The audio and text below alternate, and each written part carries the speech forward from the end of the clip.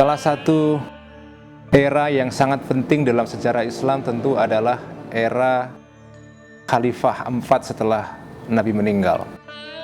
Inilah era ketika Islam bukan semata-mata sebagai agama, tapi sebagai praktek politik, mengalami konsolidasi, mengalami pengembangan. Di bawah Khalifah keempat inilah kekuasaan Islam meluas ke berbagai kawasan di dunia Islam. Saya akan membahas satu persatu Khalifah 4 yang sangat berjasa di dalam mengembangkan kekuasaan politik Islam, mengembangkan praktek politik yang kemudian nanti akan dikenang oleh para teoritisi politik Islam belakangan. Saya akan mulai dengan Khalifah yang pertama, yaitu Abu Bakar As-Siddiq. Abu Bakar lahir pada tahun 573 Masehi dan meninggal pada tanggal 23 Agustus 634 Masehi atau pada tahun 13 Hijriah. Anda tahu Abu Bakar adalah sahabat pertama yang memeluk agama Islam waktu Nabi menyebarkan agama Islam pertama kali di Makkah. Waktu Nabi sakit menjelang Nabi wafat, Nabi memberikan semacam isyarat kepada Abu Bakar. Tentu ini menurut versi Sunni. Beliau memberikan isyarat Abu Bakar adalah khalifah yang diharapkan akan menggantikan Nabi setelah Nabi wafat, yaitu dengan meminta Abu Bakar menjadi imam salat. Tindakan Nabi meminta Abu Bakar menjadi imam salat ini kemudian dipandang oleh para ulama Sunni sebagai pertanda bahwa itulah isyarat Nabi menghendaki Abu Bakar menjadi khalifah pertama dalam Islam, menggantikan Nabi sebagai penguasa politik. Anda tahu dalam sejarah politik atau pemikiran politik Islam ada dua mazhab, ya. Pertama adalah mazhab yang diikuti oleh kaum Sunni yang mengatakan bahwa Nabi tidak meninggalkan wasiat apapun tentang siapa yang menggantikan beliau. Kemudian ada mazhab kedua, yaitu mazhab kaum Syiah yang mengatakan bahwa Nabi memberikan wasiat, memberikan nas, memberikan pernyataan eksplisit bahwa ada khalifah yang diwasiatkan oleh Nabi menggantikan beliau, yaitu Ali bin Abi Thalib.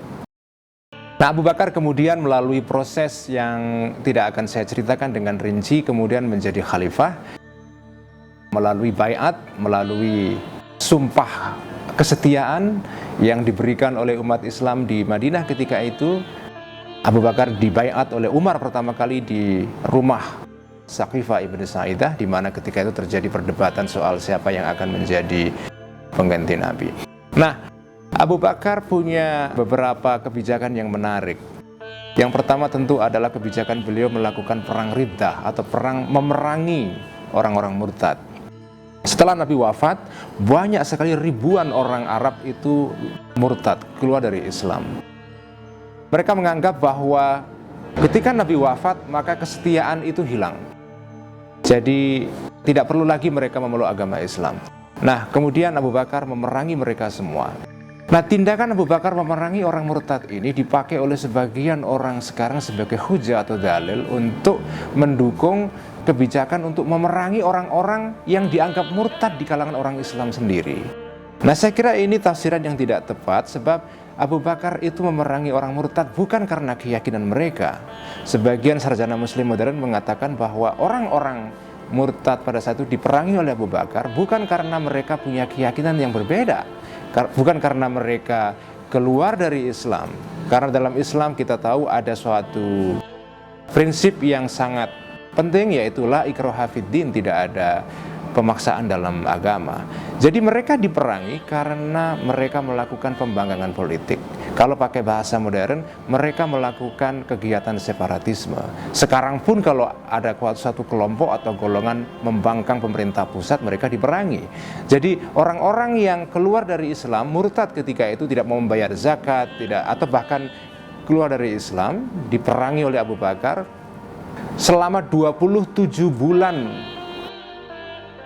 Abu Bakar itu berkuasa, hampir sebagian besar dihabiskan untuk memerangi para orang murtad ini. Nah, perang itu bukan karena Abu Bakar itu memerangi keyakinan mereka, tetapi karena orang-orang ini melakukan kegiatan political rebellion atau pembangkangan politik. Kebijakan kedua Abu Bakar yang patut kita kenang adalah inisiatif beliau untuk mengumpulkan Al-Quran atau Jam'ul Quran. Seperti Anda tahu, ketika Nabi wafat, Al-Quran itu belum merupakan satu buku seperti kita lihat sekarang ini, tapi terserak-serak di dalam berbagai catatan ya, ada di kayu, ada di kertas, ada di tulang-tulang dan seterusnya. Jadi bukan atau belum merupakan satu dokumen, bukan atau belum merupakan satu kodeks. Nah, Abu Bakar atas usulan Umar ibn al-Khattab karena melihat banyak sekali para penghafal Quran yang meninggal pada saat perang Yamamah, salah satu perang untuk memerangi para orang-orang murtad pada saat itu. Ketika Umar melihat bahwa ada banyak para penghafal Quran atau hufazul Quran yang meninggal, maka beliau khawatir seandainya Al-Quran ini penghafalnya pada meninggal kemudian belum disatukan dalam satu dokumen, maka Quran akan hilang. Nah, Umar datang kepada Abu Bakar mengusulkan supaya Quran disatukan dalam satu dokumen. Abu Bakar kemudian mengikuti saran Umar meskipun pertama-tama agak ragu, dan para sahabat yang lain juga menentang itu karena Nabi ketika wafat tidak pernah memwasiatkan atau melakukan pengumpulan Quran dalam satu buku. Jadi mereka khawatir ini tindakan yang bid'ah. Nah, berkat Abu Bakar inilah inisiatif pertama mengumpulkan Quran terjadi. Diserahkan tugas itu kepada seorang sahabat yang menjadi salah satu penulis wahyu yang paling utama, yaitu Zaid ibn Thabit. Nah, Zaid ibn Thabit kemudian memulai proyek pengumpulan Al-Quran, yang proyek ini kemudian berlangsung terus sampai kepada era Sayyidina Umar, kemudian berakhir puncaknya pada saat Sayyidina Utsman, Khalifah ketiga.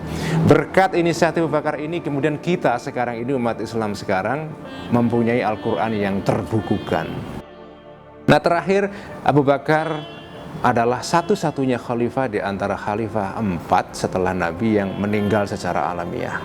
Yang lain Sayyidina Umar, Utsman, dan Sayyidina Ali karramallahu wajhah itu meninggal dalam pembunuhan politik atau political assassination. Sekian, terima kasih.